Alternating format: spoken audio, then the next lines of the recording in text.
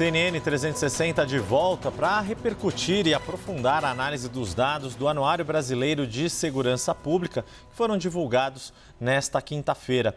Houve uma redução das mortes violentas intencionais na comparação entre 2023 e 2022, uma queda de 3,4%, Débora. E quem vai se juntar a nós para a gente poder trazer mais informações e entender melhor esses dados é a diretora executiva do Fórum Brasileiro de Segurança Pública, Samira Bueno. Samira, muito boa tarde, sempre um prazer te receber aqui na tela da CNN.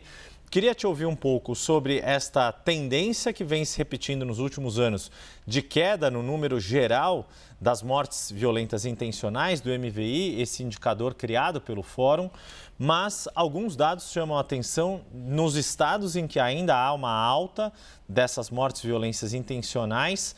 Chamaram a atenção, inevitavelmente, dois estados. Queria que você abordasse esses dois estados, porque eles ajudam a entender as duas dinâmicas principais que levam ao aumento dos homicídios.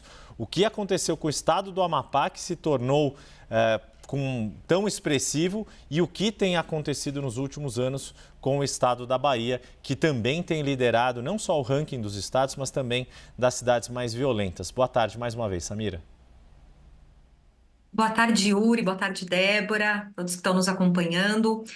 De fato, o Brasil tem sido capaz de reduzir a violência letal. Essa é a boa notícia que o anuário traz hoje, uma redução de 3,4% na taxa de mortalidade em 2023. Esses números vêm caindo desde 2018, mas como você mesmo disse, Yuri, apesar da boa notícia e desses resultados que vêm se consolidando ao longo dos últimos anos, a gente ainda convive com uma taxa de violência letal que é muito heterogênea. Então, ao mesmo tempo que a gente tem, por exemplo, o estado de São Paulo, com uma taxa de mortes violentas ali da ordem de 7 por grupo de 100 mil habitantes, a gente está falando que no Amapá essa taxa é quase 10 vezes superior, chega a 69. Então, acho que esse é um primeiro desafio quando a gente está falando do Brasil, né? Como a violência se distribui de forma muito desigual e hoje, Norte e Nordeste, com taxas de violência letal muito mais elevadas que a média nacional.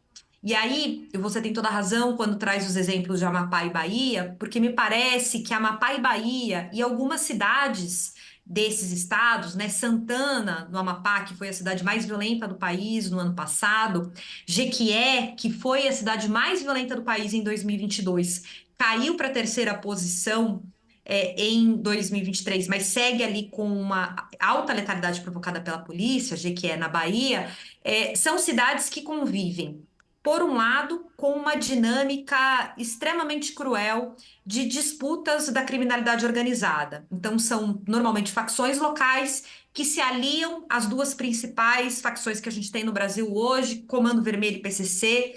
Eu acho que é importante a gente nomear, porque a gente precisa lembrar que são facções que foram criadas em São Paulo e Rio de Janeiro. Então, em grande medida, a expansão desses grupos criminosos para o Brasil todo decorre também da incompetência, né, da nossa política nos últimos 30 anos de enfrentar a criminalidade organizada, e esses grupos que dominam o tráfico nacional se aliam com gangues locais, com grupos locais, gerando guerras e conflitos. Mas qual que é o resultado disso? Muitas vezes o próprio Estado acaba produzindo muita violência, tentando enfrentar o crime. Então, são muitas mortes que vão sendo geradas num rastro de sangue que está sendo muito difícil de conter no Norte e no Nordeste.